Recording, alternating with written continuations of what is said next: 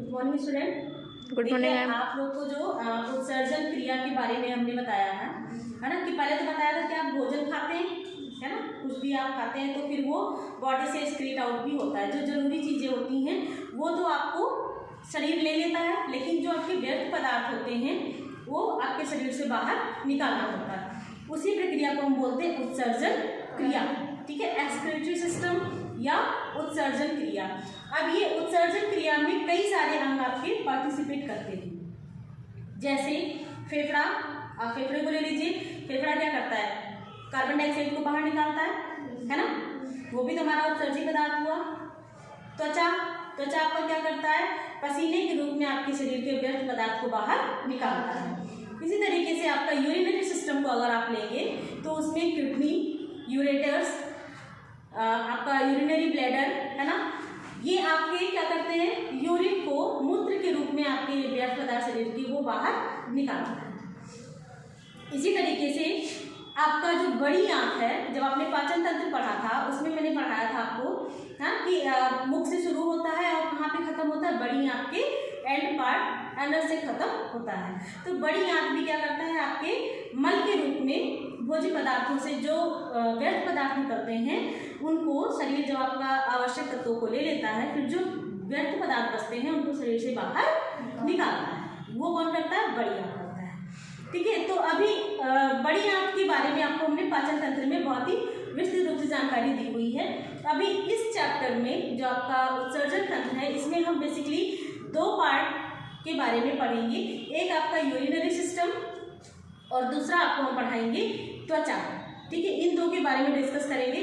फेफड़े के बारे में आप जब सेकेंड ईयर में आएंगे तो उसमें श्वसन तंत्र में पढ़ेंगे। थोड़ा सा मैंने आपको ब्रीफ किया हुआ था पहले भी। और पाचन तंत्र में आपने बड़ी आंत के बारे में पहले से ही पढ़ रखा है। अब इसमें हम शुरू कर रहे हैं आपका उत्सर्जन तंत्र का यूरिनरी सिस्टम। मूत्र आपका कैसे बनता है और मूत्र शरीर से कैसे बाहर निकलता है, इसके बारे में हम डिस्कस करेंगे।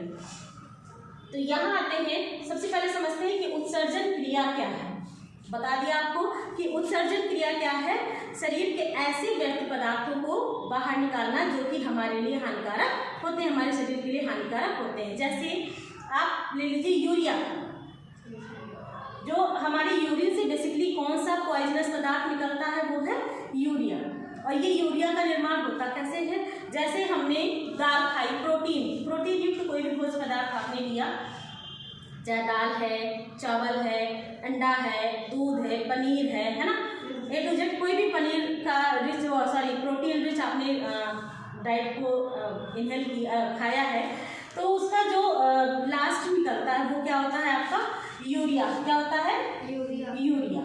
ठीक है, तो आप सिंपल सा समझिए कि आपने प्रोटीन खाया। क्या खाया आपने? दाल खाया। दाल में बहुत ही अच्छी प्रोटीन है। अब प्रोटीन का मेटाबॉलिज्म होगा। क्या होगा? पाचन तंत्र में पढ़ा रखा है। प्रोटीन का क्या होगा? मेटाबॉलिज्म यानी चयापचय होगा। उस चयापचय के फलस्वरूप प्रोटीन आपका किसमें टूटेगा? अमीनो अम्ल में टूटेगा। किसमें टूटेगा? अमीनो अम्ल। जो अमीनो अम्ल में टूटने की प्रक्रिया है वो क्या कहलाती है?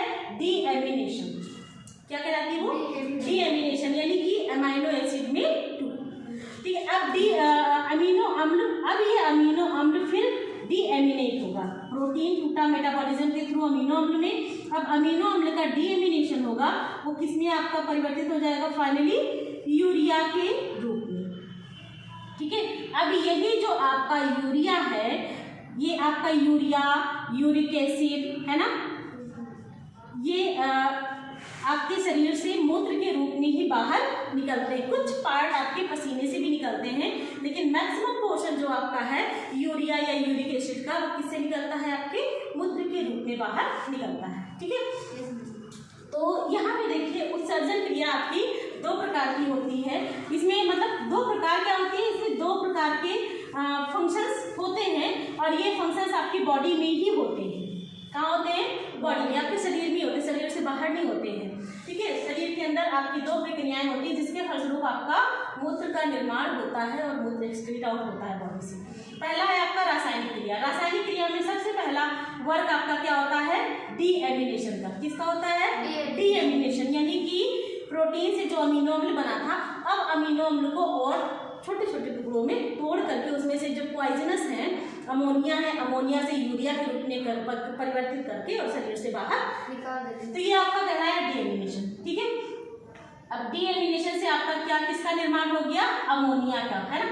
जैसे अभी मैंने आपको बताया था कि प्रोटीन सबसे पहले क्या हो जाएगा, प्रोटीन आपने खाया, प्रोटीन टूटा अमीनो अम्ल में, किसमें टूटा? अमीनो अम्ल में। अब अमीनो अम्ल से जब इसका और ज्यादा मेटाबॉलिज्म होता है तो ये फाइनली किसमें टूटा? अमोनिया में। किसमें टूटा? अमोनिया में। अमोनिया आपको पता है कितना खतरनाक होता है। अच्छा, अमोनिया कभी आप लोगों ने उसकी महक देखी है? जैसे अभी आप कहीं यूरिन गए हैं, यूरिन के बाद क्या होता है कि हम लोग बोलते हैं ना पानी डाल दो, फ्लश कर दो। क्यों? अगर वहाँ पे आप फ्लश नहीं करोगे तो एक बहुत ही अजीब सी स्मेल आती है। कभी आपने इसको नोटिस किया हो कि आप यूरिन करके आए हो और उसके बाद में आप करीब आधे घंटे बाद, 1 घंटे बाद जाते हैं तो एक अजीब सी स्मेल आती है, तीखी तीखी सी। वो किसकी स्मेल होती है? अमोनिया की होती है। किसकी होती है? अमोनिया की होती है। जब ये अमीनो अम्ल आपका अमोनिया में परिवर्तित होता है तो डायरेक्टली अमोनिया के रूप में हमारे मूत्र से बाहर नहीं निकलता है। ये अमोनिया अब जाएगा किस साइकिल में? ऑर्निथिन साइकिल में। किसमें जाएगा? देखिए मैंने इसलिए एरो भी लगा रखा है। डीएमिनेशन, इसके बाद डीएमिनेशन से क्या बना आपका? क्या बना? ये अमोनिया। क्या बना? अमोनिया। अब ये अमोनिया कहाँ जाएगा? Ornithine cycle. ऑर्निथिन साइकिल के फलस्वरूप, ये साइकिल आपको नहीं पढ़ाएंगे क्योंकि थोड़ा सा ये डिस्क्राइब करना होगा, बहुत डिटेल में जाना होगा। इतनी डिटेल में आपको जाने की जरूरत नहीं है, सिंपल से आपको समझा रहे। अभी मान के चलिए कि ये कोई चक्र है जिसके फलस्वरूप अमोनिया इसमें घुसता है और अमोनिया किसमें परिवर्तित हो जाता है? यूरिया में। किसमें परिवर्तित हो जाता है? यूरिया में। अब ये यूरिया आपका बन गया। अब इस यूरिया को शरीर से बाहर निकालना है। क्या करना है?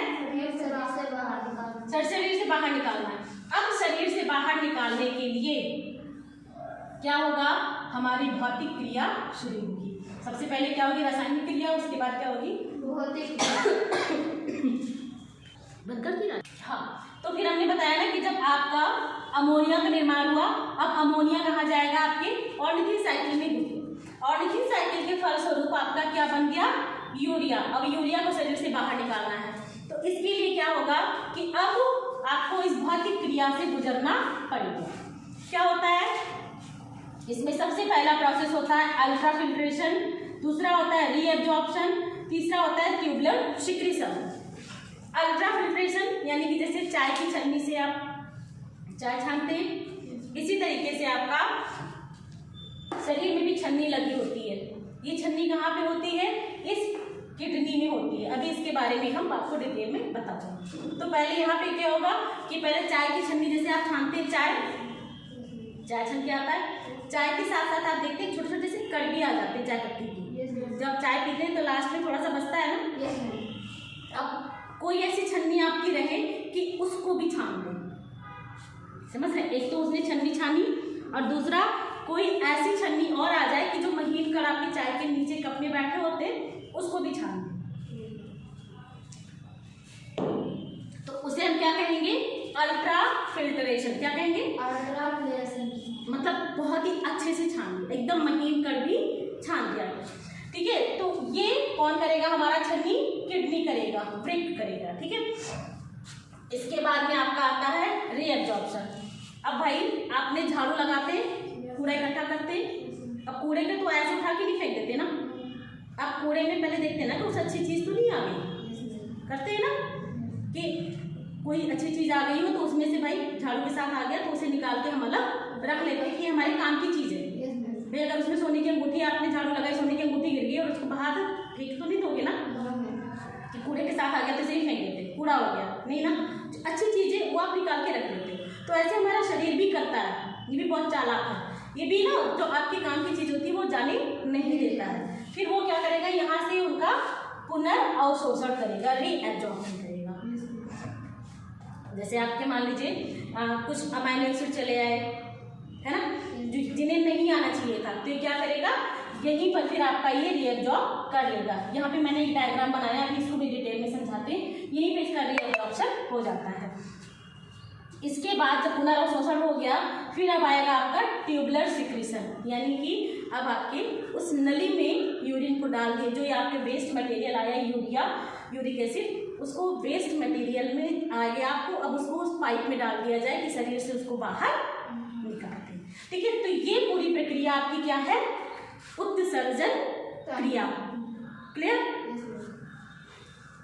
ये जो मैंने आपको प्रक्रिया बताई ना कि रासायनिक क्रिया, और रासायनिक क्रिया में तो आपका यूरिया का निर्माण हो गया, अब यूरिया को अल्ट्राफिल्ट्रेशन करना है, यानी भौतिक क्रिया से गुजरना है। तो भौतिक क्रिया का शुभारंभ कहाँ से होगा, आपके इस किडनी से होगा। इस किडनी में ही आपके कई सारे छन्नी बने होते हैं। जैसे आपके शरीर का सबसे छोटी इकाई क्या है, कोशिका। तंत्रिका तंत्र की सबसे छोटी इकाई क्या है, न्यूरॉन। इसी तरीके से आपका जो ये वृक्क है वो कई सारे एक जैसे कोशिकाओं से मिलकर बना होता है, जो छन्नी का निर्माण करते हैं, उसे हम बोलते हैं नेफ्रॉन। क्या बोलते हैं, नेफ्रॉन। इसमें बहुत सारे नेफ्रॉन लगे हुए हैं, है ना, जिससे कि आपका मूत्र से आपके रक्त से यूरिया छनकर मूत्र के रूप में परिवर्तित होता है। ठीक है, फिर इसके बाद में मूत्र जब यहाँ से छन करके आप पानी पीते हैं एक गिलास, तो तुरंत तो सुसु नहीं जाते ना, कम से कम आधे घंटे बाद, 1 घंटे बाद आपको सुसु लगता है, होता है ना सर। यूरिनेशन के लिए आप तब जाते हो जब आप पानी पीते हैं, कुछ देर बाद जाते हैं, तुरंत नहीं जाते। तो इसका मतलब क्या है कि वो उस प्रक्रिया से गुजर रहा है, और उस प्रक्रिया के बाद ये किडनी में आया, किडनी से छन करके आपके यूरेटर, ये आपका क्या है, जो पाइप बनाई है इसको बोलते हैं यूरेटर, या हिंदी में बोलते हैं मूत्र नली या नलिका। ये दोनों आपके किडनी है, या हिंदी में इसे बोलते हैं वृक्क या गुर्दा। ठीक है, इसके बाद में ये जो आपका एक शेप दिया है, ये आपका कहलाएगा यूरिनरी ब्लैडर, या इसको हम बोलते हैं मूत्राशय। क्या बोलते हैं, मूत्राशय। फिर नीचे एक आपका होल होता है जिसे हम बोलते हैं यूरेथ्रा। ठीक है, फीमेल में अलग होता है, मेल में अलग होता है। ठीक है, तो ये यूरेथ्रा, यहाँ से जो है आपकी यूरिन पास आउट हो जाते हैं। ठीक है, अब यहाँ से 1 गिलास पानी पिया, तुरंत नहीं जाते आप टॉयलेट। पहले क्या होता है, 1 गिलास पानी पिया, वो छान करके धीरे धीरे आया, अभी ये क्या हुआ, इतना भरा। अभी ये जो है आपका यहाँ पे एक दरवाजा लगा होता है, ये बंद होता है। ठीक है, और जब आपका मान लीजिए आपने 1 गिलास पानी पिया, उसे छन करके इतना आया, फिर कुछ देर बाद पिया, फिर छन के आया, फिर कुछ देर बाद आपने, तो इस तरह से थोड़ा थोड़ा छन करके आता रहता है। और जब ये पूरा भर जाता है, तब इसमें एक जो आपकी वजह तो ये अनैच्छिक पेशी से बना है। अगर आप चाहोगे 1 गिलास पानी पिए और तुरंत हम यूरिन के लिए जाए, तो आप नहीं कर सकते। क्यों? क्योंकि हमारा जो ये यूरिनरी ब्लैडर है, ये अनैच्छिक कोशिकाओं से मिलकर बना है। आपने पेशी में पढ़ा होगा, ऐच्छिक पेशी, अनैच्छिक पेशी। तो ये अनैच्छिक पेशियों से इसका निर्माण होता है। लेकिन जब ये भर जाता है, तब ये एक अर्ज करता है कि अब ये भर गया है, अब आप जाइए यूरिन पास आउट करिए। ठीक है, फिर क्या होता है कि हमारी ऐच्छिक पेशियां जो कि हमारे ऊपर डिपेंड करती हैं, उन ऐच्छिक पेशियों का ओपनिंग होता है और यूरेथ्रा से आपके यूरिन पास आउट हो जाते हैं। यही पूरी प्रक्रिया आपके यूरिन के निर्माण के लिए होती है। क्लियर? इसमें देखिए एक छोटा सा मैंने यहाँ कैप जैसा लगा रखा है, इसे बोलते हैं एड्रिनल ग्लैंड। जब आप सेकेंड ईयर में आओगे तो उसमें आपको अंतःस्रावी ग्रंथियों के बारे में मैं पढ़ाऊंगी, तब उसमें इस एड्रिनल ग्लैंड का क्या वर्क होता है उसमें डिटेल में आपको हम समझाएंगे। ठीक है, या आपको अगर देखना भी होगा तो मेरे कुछ वीडियोज उस पर बने हुए हैं हार्मोन्स पे, तो वो आपको मैं सेंड कर दूंगी, देख लीजिएगा। ठीक है, अच्छा, तो अब यहाँ पर आपको थोड़ा सा डिटेल में और हम जाते हैं। ये जो मैंने बताया सिंपल सी किडनी, अब ये किडनी कैसे वर्क करती है, उसका क्या स्ट्रक्चर है, आइए इस डायग्राम पे आते हैं। आप यहाँ देखिए। ठीक है, ये फर्स्ट डायग्राम आपको मैंने समझा दिया। अब सेकेंड डायग्राम पे हम आते हैं कि किडनी कैसे होती है, अगर किडनी को खड़ी काटी जाए तो कैसे होती है। अच्छा, एक प्रक्रिया आपको यहाँ दिखा दी। देखिए मैंने एक वर्किंग मॉडल बनाया है। ठीक है, आपको दिख रहा होगा, आपको समझाने के लिए बनाया। ये किडनी, यहाँ पे आपके ये यूरेटर्स हैं, ये आपके इसमें धमनी शिराएं हैं, क्योंकि रक्त तो पूरे शरीर में परिसंचरण हो रहा है, पूरे शरीर के अंगों को रक्त चाहिए, तो इसको भी रक्त चाहिए। तो इसकी ये जो आपकी ब्लू कलर है ये शिराएं हैं, जो रेड कलर है ये धमनियाँ हैं, renal artery and renal veins, ये आपके इनको रक्त सप्लाई करती हैं। इसके बाद में ये यूरेटर्स मैंने पाइप से बनाए हैं, ये आपका यूरिनरी ब्लैडर। अभी देखिए कि अगर आप पानी पीते हैं तो यूरिन कैसे पास आउट होता है, आप सिंपल से एग्जाम्पल देखेंगे। यहाँ से हमने मान लीजिए पानी आपने डाला या आपने पानी पिया, अब ये देखिए आपकी किडनी में गया पानी, किडनी से आपके यूरेटर और यूरेटर से ये यूरिनरी ब्लैडर में, और यहाँ से ये यूरेथ्रा, यूरेथ्रा से आपका यूरिन पास आउट। ये सिंपल सा मैंने आपके लिए वर्किंग मॉडल बनाया था कि आपको समझा देंगे इससे। तो इससे तो मुझे लग रहा है आपको समझ में आ गया होगा, क्लियर हो गया होगा कि कैसे हमारा किडनी वर्क करता है, छन्नी से छानता है और कैसे हमारा ये भरता है, और भरने के बाद में यहाँ पर ये पास आउट करता है। क्लियर? हाँ, तो हम आते हैं इंटरनल स्ट्रक्चर ऑफ किडनी, यानी किडनी का वृक्क का आंतरिक संरचना कैसे होती है। ये देखिए, ये सिंपल सा आपका सेम का जो बीज, सेम का बीज देखा, राजमा देखा है, उसे किडनी बीज भी बोलते हैं। राजमा की जैसा इसका स्ट्रक्चर ऐसे दिखाई देता है, ठीक है। ये ऊपर का जो पार्ट है इसे हम बोलेंगे रीनल कैप्सूल। क्या बोलेंगे? रीनल कैप्सूल, या इसको बोल सकते हैं वृक्क आवरण, हिंदी में आपके लिखा होगा। यहाँ मैंने इंग्लिश इसलिए बता रहे हैं कि आप इंग्लिश के भी वर्ड्स को समझिए, क्योंकि अगर आप फर्दर होम साइंस में स्टडी करना चाहते हैं, बीएससी होम साइंस करना चाहते हैं, उसमें आगे अपना भविष्य बनाना चाहते हैं, तो आपके जो ये इंग्लिश की टर्मिनोलॉजी ये आपको बहुत हेल्पफुल रहेंगे, बहुत अच्छे आपके लिए सहायक होंगे, ठीक है। ये आपका पोर्शन जो है ये क्या कहलाता है? मेडुला। ये आपका जो अंदर को धंसा हुआ पोर्शन है ये आपका कॉर्टेक्स, ठीक है। और यहाँ पर आपका जो होता है, इसको यहाँ पे मैंने हाइलम नहीं लिखा, इसको हाइलम बोलते हैं। जो ये इसका धंसा हुआ पार्ट होता है इसको बोलते हैं हाइलम। क्या बोलते हैं? हाइलम, ठीक है। ये आपकी इस तरह से दिया है, ये आपका है वृक्क धमनी, ये आपकी है वृक्क शिराएं, ठीक है। ये आपके यूरेटर्स, और यूरेटर से यहाँ पे छन्नी लगी, छन्नी से आपका ये रक्त से इसका अल्ट्राफिल्ट्रेशन हो रहा है, और फिल्ट्रेशन के बाद ये किस में जा रहे हैं? हमारे सीधे यूरेटर के माध्यम से कहाँ जा रहे हैं?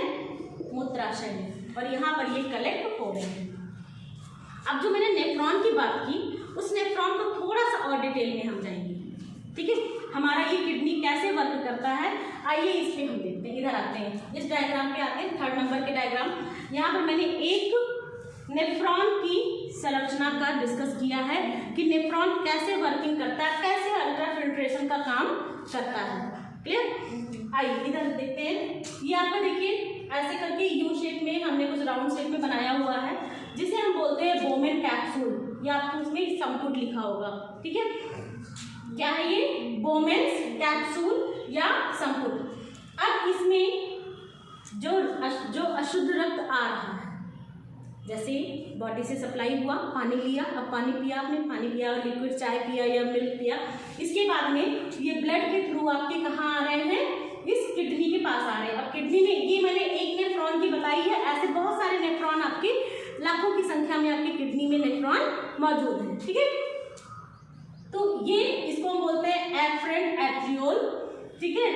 ये आपकी क्या करती है? अशुद्ध रक्त को लेकर आती हैं, यहाँ पर आपके अल्ट्राफिल्ट्रेशन का काम होता है, जिसको हम बोलते हैं केशिकाएं। जैसे आपको अच्छा रक्त परिसंचरण आप जब पढ़ोगे तो उसमें आपको कैपिलरीज के बारे में डिस्कस करूंगी मैं, जहाँ धमनी शिरा का अंतर ना रह जाए, उसे बोलते हैं केशिका।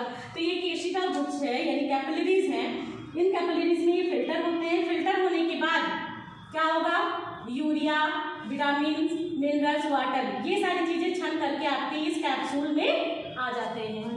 क्लियर? समझिएगा, कंफ्यूजन मत रखिएगा, क्योंकि ये डायग्राम लोगों को बहुत टफ लगता है। जो बुक में बनाया इसलिए इसको मैंने बहुत ही सिंपल डायग्राम बनाया है कि आपको समझ में तुरंत आ जाएगा, ठीक है, कोई कंफ्यूजन नहीं होगा।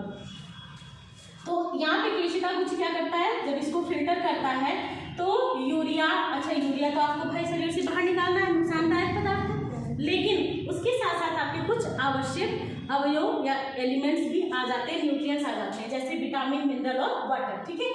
अब क्या होगा? अब यहाँ से चल गया अशुद्ध रक्त, फिर से शरीर को वापस भेज दिया जाएगा, ठीक है। इतना इसने छान लिया, अब यहाँ से इसका काम शुरू होता है। अब ये एक मैंने यहाँ पीसीटी लिखा हुआ है, एक पाइप है जिसका नाम है प्रॉक्सिमल कंजुलेटेड ट्यूब्यूल, ये आपकी हिंदी में लिखा होगा समीपस्थ कुंडलित नलिका, हिंदी में लिखा होगा समीपस्थ कुंडलित नलिका। ये क्या करती है? जो आपके यहाँ पर मैंने बताया ना, यूरिया तो आपको भाई शरीर से बाहर निकालना ही था, लेकिन विटामिन, मिनरल यानी खनिज लवण और जल ये आ गए। अब इनको शरीर से पूरा बाहर नहीं निकालना है, क्योंकि हमारे शरीर के लिए आवश्यक चीजें हैं।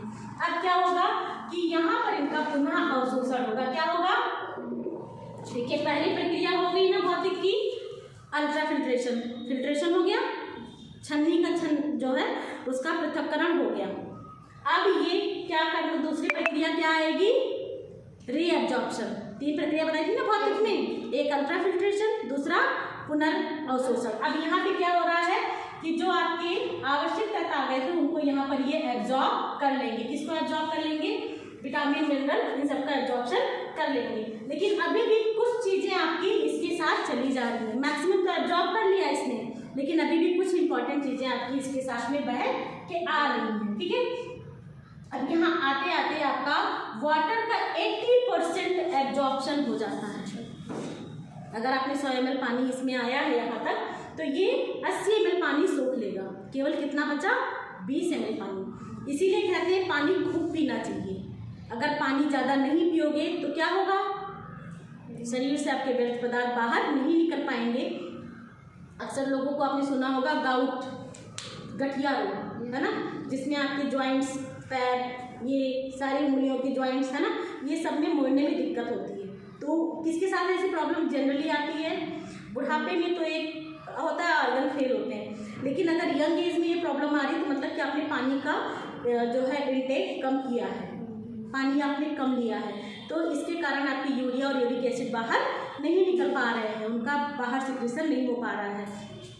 क्यों, क्योंकि 80% वाटर आपका यहाँ से फिर अवशोषित कर लेता है। जब पानी ज़्यादा रहेगा तो अब क्या होगा कि यहाँ पर ऑस्मोसिस प्रक्रिया होगी। जैसे मैंने आपको एग्जांपल समझाया था किशमिश वाला, फिर आपने पानी में भिगा देंगे तो वो सुबह देखेंगे तो फूल जाता है ना।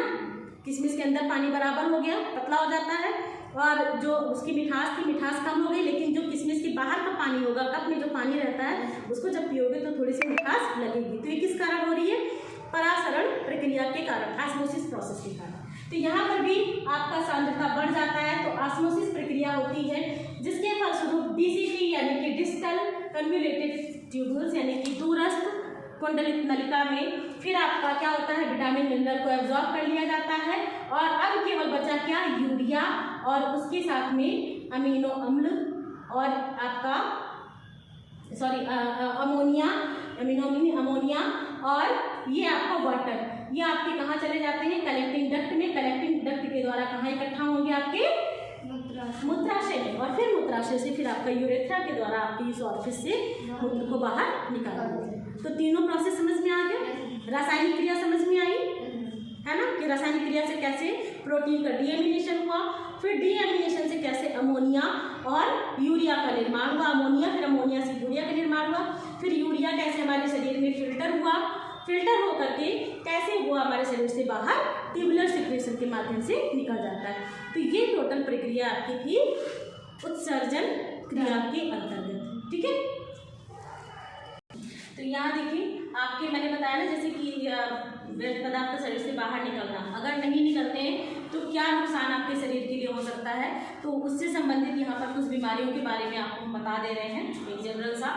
देखिए पहला है यूरेमिया। यूरेमिया क्या होता है, जब यूरिया का फिल्ट्रेशन नहीं हो पा रहा है, उसका पृथक्करण नहीं हो पा रहा, छन नहीं पा रहा है, तब जाहिर सी बात है कि यूरिया आपके ब्लड में आ जाएगा। जैसे सिंपल सा आप एग्जाम्पल समझिए, डायबिटीज़, शुगर में क्या होता है, डायबिटीज़ में कि शुगर का लेवल आपका ब्लड में जब वो आपके शरीर में यूटिलाइज नहीं हो पा रहा है, इंसुलिन हार्मोन का निर्माण नहीं हो पा रहा है, तो आपके ब्लड में उसका लेवल बढ़ जाता है, तब पता चलता है, ब्लड चेक कराते हैं तो कहते हैं इनको शुगर हो गया है ना।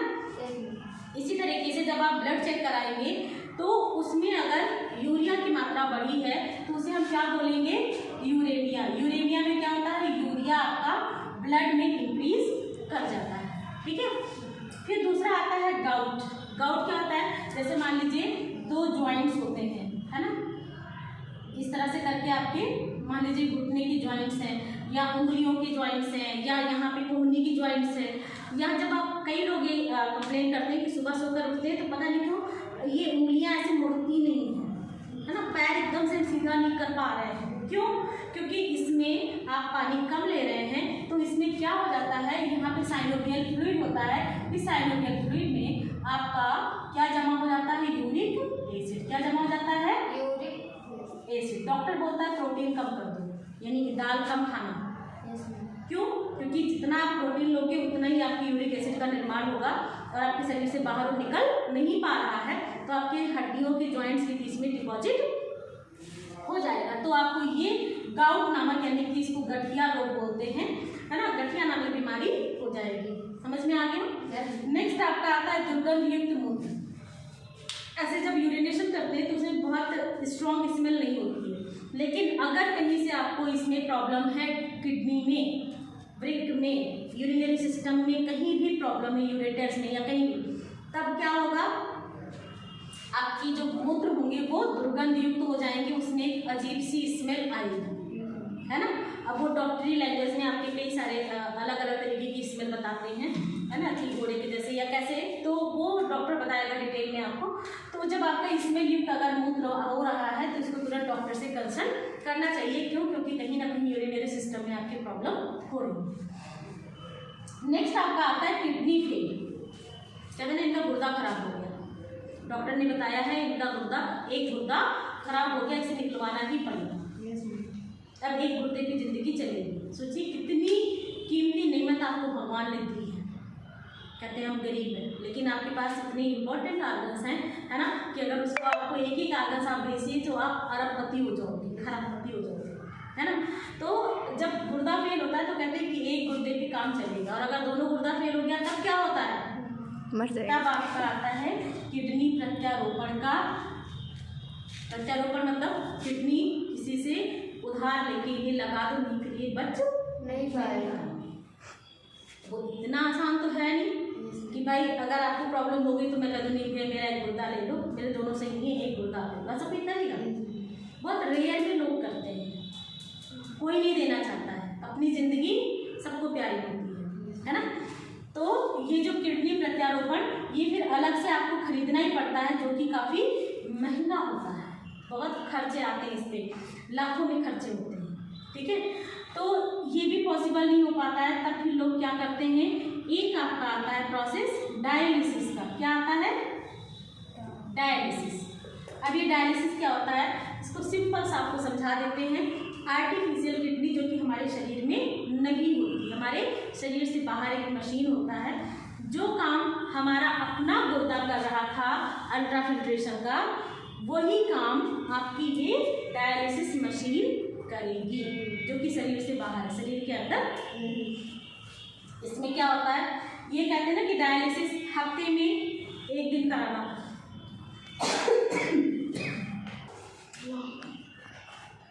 Okay ma'am. तो ये डायलिसिस यूनिट, इसमें देखिए कहते हैं हफ्ते में एक दिन आपको डायलिसिस कराने जाना पड़ेगा। अगर दोनों गुर्दे खराब हो गए तो क्या होगा उसमें, कि आपका शरीर है ये, ठीक है, ये आपका शरीर है। अब शरीर से पूरा ब्लड आपके कहाँ जा रहा है, मशीन के अंदर जा रहा है। शरीर का पूरा रक्त कहाँ जा रहा है, मशीन के अंदर। इस मशीन के अंदर, इस मशीन में जैसे आपके इसमें छोटे छोटे से छेद होते हैं, वैसे इसमें छोटे छोटे से ऐसे ऐसे ऐसे करके, जैसे किशमिश में छेद होते दिखते नहीं हैं, क्योंकि किशमिश के अंदर पानी भरता है ना, ऐसे इसमें भी छेद होते हैं, ठीक है। इस मशीन में आपके डायलिसिस फ्लूइड भरा जाता है, जो बाहर आप देख रहे हैं, इस मशीन में डायलिसिस फ्लूइड है, ठीक है। ये एक तरफ से डायलिसिस फ्लूइड डाला जाता है, और यहाँ से इस छेद से यूरिया निकल के आपके डायलिसिस फ्लूइड में मिल जाता है, और फिर यूरिया आपके एक तरफ से निकाल दिया जाता है, एक तरफ से एंट्री कर दिया जाता है, एक तरफ से इसको एग्जिट कर दिया जाता है, ठीक है। फिर यहाँ पर जो आपका शुद्ध रक्त हो जाता है, उसको फिर से मशीन से शरीर में भेज दिया जाता है। यही प्रक्रिया आपकी कहलाती है डायलिसिस। एक तरफ आपकी बॉडी से जोड़ा जाता है अशुद्ध रक्त लाने के लिए, और दूसरी तरफ आपके शरीर से जोड़ा जाता है शुद्ध रक्त ले जाने के लिए, ठीक है। इस प्रक्रिया में आपके हर हफ्ते आपको लाखों रुपए खर्च करने पड़ते हैं, और नॉर्मल अपने अंग की वैल्यू नहीं समझ रहे हैं, आप उसे ऐवी जाने दे रहे हैं, है ना, पानी नहीं पी रहे हैं। इसीलिए कहते हैं कि अगर दर्द, इसके लिए अब हम अपने किडनी को कैसे अच्छे से रख सकते हैं, अपने इसका कैसे ख्याल रख सकते हैं, ज़्यादा से ज़्यादा पानी पिए, जो कि आपको फ्री में मिलता है, नल सबके घर में है ना, पानी पीजिए, और दर्दनाशक दवाएं जितनी भी है, पेन किलर टैबलेट, उसको कम से कम खाइए। कोई भी अंग्रेजी दवा है उसको कम से कम इस्तेमाल करिए, अल्कोहल, जो लोग शराब पीते हैं, तंबाकू खाते हैं, इन सब का सेवन मत करिए। घर में कोई करता है तो उसे मना करिए, है ना। बहुत मिर्च मसाले नहीं खाना। इससे क्या होगा, हमारे अंग को आराम मिलेगा और हमारे अंग जो 80 साल तक चल रहे हैं वो 100 साल तक हमारा साथ देंगे बिना ऐसे थके। लेकिन हमें उनका भी ध्यान रखना होगा। तो ये हमें लगता है क्लियर हो गया आपको। ये यूरिनरी सिस्टम एकदम कायदे से वो समझ में आ गया होगा। अगर इनकी सभी भी कहीं कन्फ्यूजन है आप लोग बताइएगा तो मैं दोबारा से समझा दूंगी, ठीक है। अब इसका एक पार्ट बच रहा है त्वचा, उसको हम नेक्स्ट कल बताएंगे, ठीक है। ओके।